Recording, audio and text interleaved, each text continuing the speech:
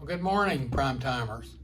I normally say that because this is the prime timer Sunday school classroom for Brighton Assembly. And typically, every Sunday morning, 9:45, I'm up here and we've got a room full of people talking, trying to get them settled down. And so I say, good morning, prime timers. And usually that doesn't do any good.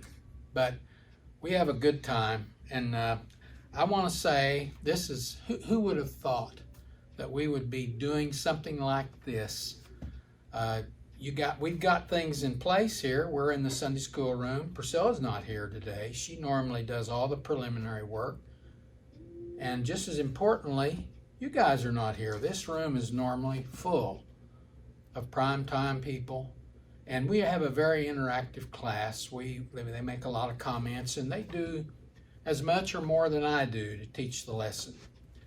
The Bible reading is usually passed around between people, and I kind of facilitate, and it works out good, I think.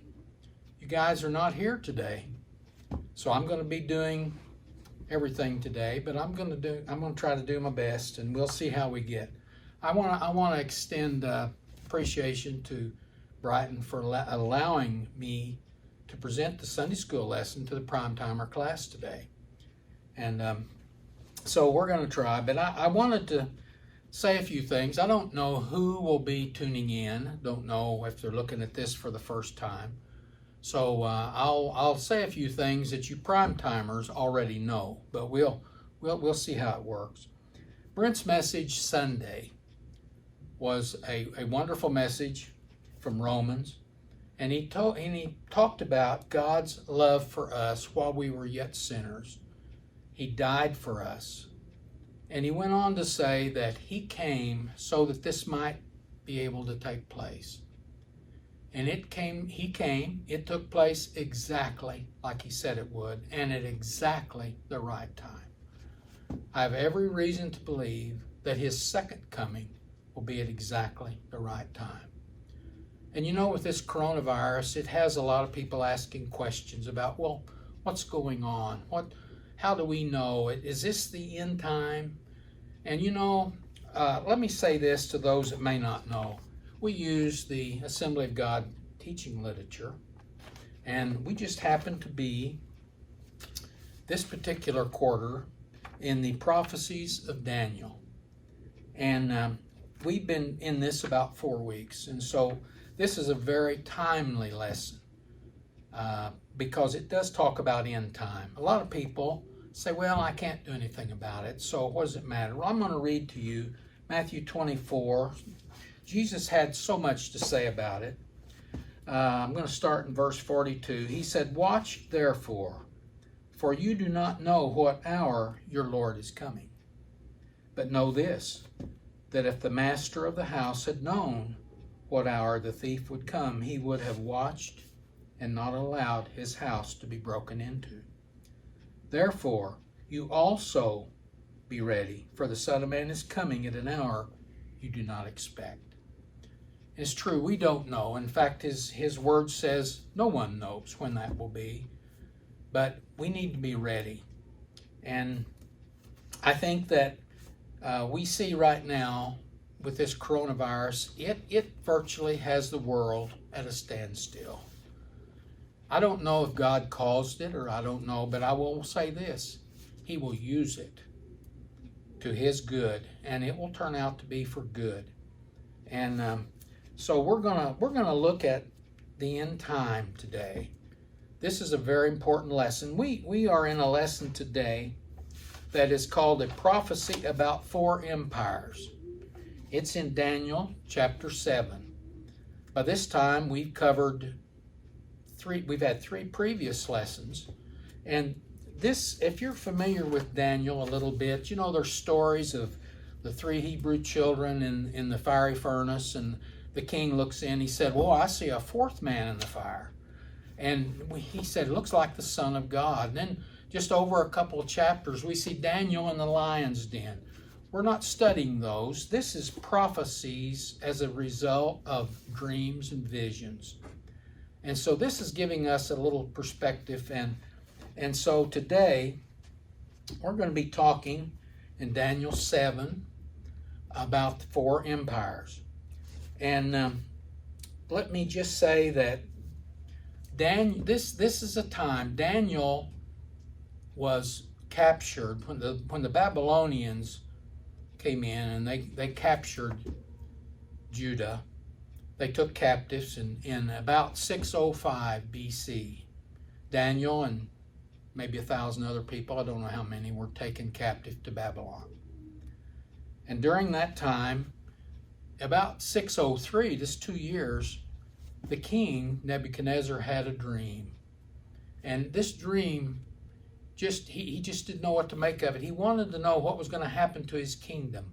He looked about his kingdom for people that could tell him. And turns out Daniel was there, and he went into the king. He said, "King, I can interpret this dream for you, but it's not me doing it. It's God doing it, giving me the information." And so it's about end time events. I think it's timely for us today, and it was timely for the nation of Israel. They were in captivity. I'm sure they were down. They thought, "Man, what's going to happen to us?" Kind of like some of us today. What's going to happen to us? And so he is giving people a word from God on what will happen. We don't know the exact time, but in the end time, I noticed coming over here today, there's a sign up on the road. It said, "Road may flood." There's another sign. It's laying down right now, and it says, "Road closed," I'm sure. But there are signposts along the way that will tell us. We know that the end is very near. We do know that. I will say that there's a lot about the end times I don't know. But what I'm going to do is tell you what I have studied today, what I believe to be true, what I think a lot of scholars that have looked at it a lot more than I have know a lot more about it than I do, what they believe. So you're going to hear that side of it, and if you have a little bit different approach to it, that's okay. But the main thing is we need to see. So let's get into this lesson. I'm going to start in Daniel 7. I'm going to read 1 through 6 for us. This is a vision of the 4 beasts. In the first year of Belshazzar, king of Babylon, so this would have been about 553 BC. Daniel had a dream and visions of his head while on his bed. Then he wrote down the dream, telling the main facts. Daniel spoke, saying, "I saw in my vision by night, and behold, the 4 winds of heaven were stirring up the great sea." This started off, and I think the 4 winds of heaven would refer to spiritual warfare in the heavens. There's so much chaos going on right now in the world, and you know that to be true if you look at anything on the news these days. And the Great Sea, he would have been talking about the Mediterranean Sea. So just imagine the sea is really rolling, and it's really a picture of people. People at the time he could see because of everything that was going on, and principally the nation of Israel, but us too. They were in turmoil. And so he saw this, and then 4 great beasts came up from the sea, each different from the other. The first was like a lion, had eagle's wings. We know that at the entrance to the palaces of the kings of Babylon, there was a lion with wings on its back. He said, "I watched till its wings were plucked off, and it was lifted up from the earth and made to stand on 2 feet like a man. And a man's heart was given to it. And suddenly another beast, a second like a bear." This would be the Medo-Persians came in. They defeated Babylon. And it said it raised up on one side. One side was a little bigger than the other. The Persians were more powerful than the Medes. I think that's what that means. Had 3 ribs in its mouth. It had already conquered other countries before it conquered Israel. Syria, I think, and some others. But anyway, 3 were mentioned here. They said to it, Arise, devour much flesh. After this I looked, and there was another like a leopard. And this would have been the nation of Greece. And sat on its back, had 4 wings of a bird. The beast had 4 heads, and dominion was given to it. I think the king that did this is talking about he died at age 33, so he was very young. He had 4 generals, and they were very powerful. They had a very large area, and his kingdom was divided into 4 different places. So that's 1 through 6. So he sees this, and as I said, Daniel is one of the things that draws us to Daniel was these vivid dreams and visions. And so this is what he saw. And then let me go on and read 7 and 8. After this, I saw in the night visions, and behold, a 4th beast, dreadful and terrible. It was unlike the first 3. It wasn't animal-like, but he was dreadful and terrible, exceedingly strong. It had huge iron teeth. It was devouring, breaking in pieces, and trampling the residue with its feet. And it was different from all the beasts that were before it. And it says it had 10 horns. We are getting at a point here.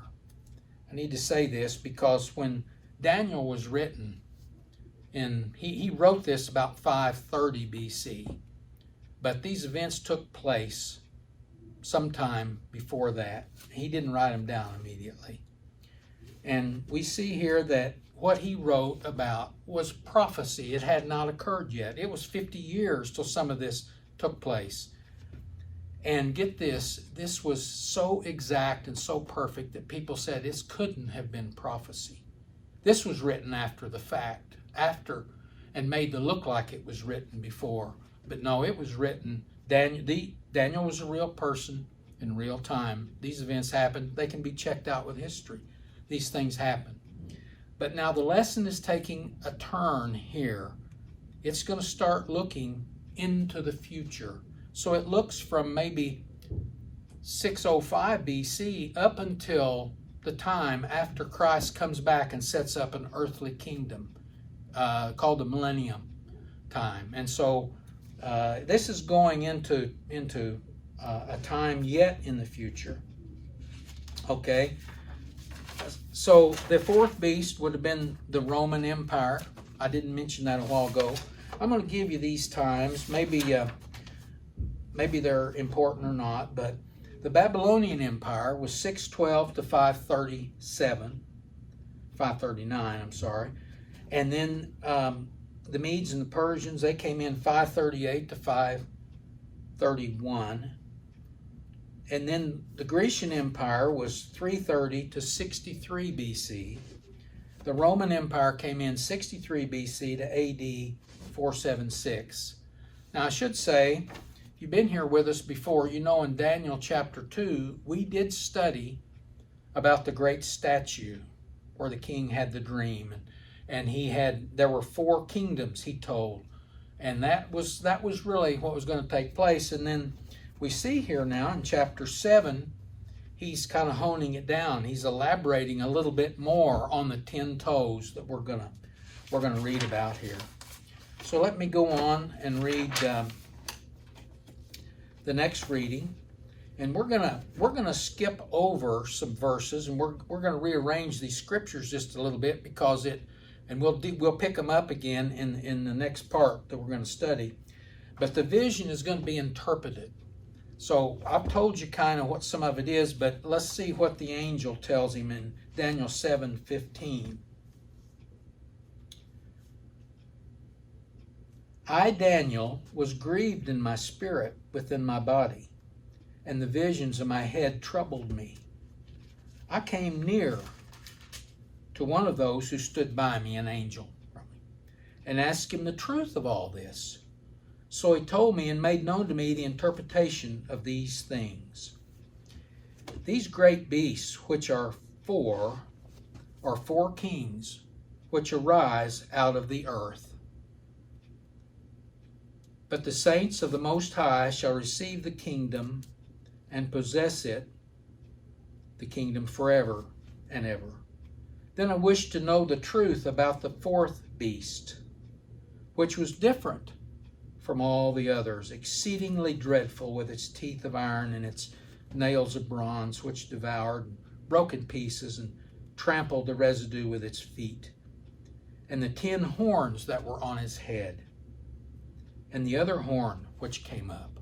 There were 11 horns, actually, before which 3 fell, namely that horn which had eyes and a mouth, which spoke pompous words, words of pride, words trying to be impressive.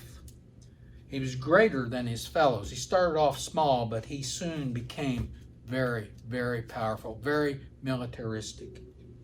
I was watching, and the same horn was making war against the saints of the Most High, and the time came for the saints to possess the kingdom. Thus he said, the fourth beast shall be a fourth kingdom on earth, which shall be different from all other kingdoms, shall devour the whole earth, trample it, and break it in pieces. Now this, in verses 24 and 25, and tell us who these are. And there's this subjector on my part, but the 10 horns are 10 kings, who shall arise from this kingdom. And another shall rise after them, and he shall be different from the first ones. And he shall subdue 3 kings. He shall speak pompous words against the Most High, against God himself. He shall persecute the saints of the Most High. He shall intend to change times and law. Then the saints shall be given into his hand for a time, times, and half a time. Here's a clue right here on what's going on. It's believed, I believe, that this 11th horn is the Antichrist. He comes out of the sea of people. It's a man. We realize that Satan has, he always has a counterfeit to what Jesus is doing. John the Baptist was a forerunner of Christ. I think there will be a false prophet come out of this too. We might read about that in a little bit. But he comes, and so this is the Antichrist that will come at the end time, right after the rapture of the church. I believe the world will be in such turmoil. Just think, every Christian on the face of the entire earth will be taken. The only ones left here are going to be non-Christians. We think it's bad now. We don't want to be here during that time. We need to get our hearts right with the Lord so that we go in the rapture. And so the rapture we know from study, and we're going to read about that in a couple of lessons down the line, called the 70th year in Daniel. We'll be reading about the tribulation time. It's a 7-year span of time. The first 3.5 years, people are going to say, man, there's so much chaos, just like right today. What are we going to do? They're looking for a person. They're looking for answers in a man. The answers are not in a man. It's in Jesus Christ. And the future, he has what we're reading now. And I think we need to understand that these lessons give us hope. That these were strong kingdoms. They came, they devoured. They just mowed down everything in their path. But they were subject to God himself. God was in control of the situation. And so we just see that they were given into his hand. So this man will arise, will come on the scene after the rapture of the church, and he will have gracious words, and people will say, well, he knows, let's get behind this guy. He makes a covenant with the nation of Israel for 7 years. In the middle of the time, he breaks the covenant. He desecrates the temple, and he sets up some temple worship, and he says, I'm God. And so this time, times, and half a time, times would be a year, times would be 2 more years. That's 3.5 times, be 3.5. We know from our study of the tribulation period, the last 3.5 years are going to be great tribulation. And so we see that is the vision that we see in Daniel. The vision is interpreted. Now, there's hope. Let me go back. I told you that there were some verses we would come back to. I'm going to go back to 7 and 18. We left that out a while ago. Let's see what it has to say. But the saints of the Most High shall receive the kingdom and possess the kingdom forever, even forever and ever. And then, so this is hope that we're talking about. Let me read 27 and 28. And the kingdom and dominion and the greatness of the kingdoms under the whole heaven shall be given to the people, the saints of the Most High. That would be us. His kingdom is an everlasting kingdom. So these 4 kingdoms came, they went. Now there's a 5th kingdom that's going to be from everlasting to everlasting. And the dominion shall serve and obey him. And verse 28 says, this is the end of the account. As for me, Daniel, my thoughts greatly troubled me. My countenance changed, but I kept the matter in my heart. Now, I want to read to you here, starting at verse 9. I think I left that out, but I don't want to do that because, see, I normally have you guys read this, but let me read some of this.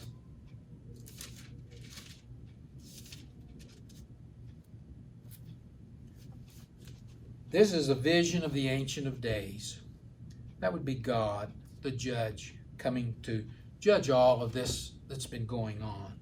He says, I watched till thrones were put in place, and the Ancient of Days was seated. His garment was white as snow, and the hair of his head was like pure wool. His throne was a fiery flame, his wheels a burning fire. A fiery stream issued and came forth from before him. Get this, thousands ministered to him. What we see is a courtroom scene in heaven. The judge is seated on his throne, and there are thousands, and says 10,000 times 10,000 stood before him. The court was seated and the books were opened. He says, I watched then because of the sound of the pompous words which the horn was speaking. This horn, this Antichrist comes. And he said, I watched till the beast was slain and his body destroyed and given to the burning flame. As for the rest of the beasts, they had their dominions taken away, yet their lives were prolonged for a season and a time. And then here's where Jesus comes into the picture.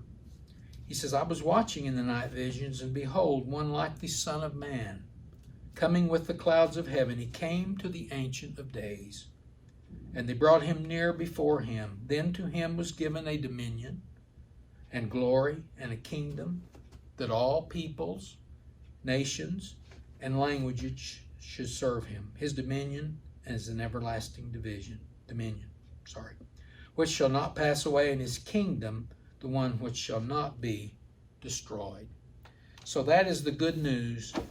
God has given us some signposts along the way. We don't understand it all.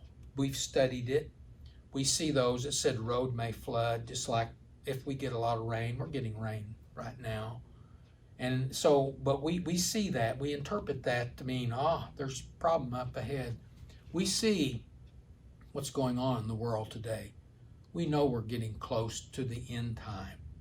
And so it's been my pleasure, really, to bring to you this about the prophecy about the 4 empires that Daniel had dreamed about. Now, next week, we're going to be studying, he has another dream, and we're going to be studying that.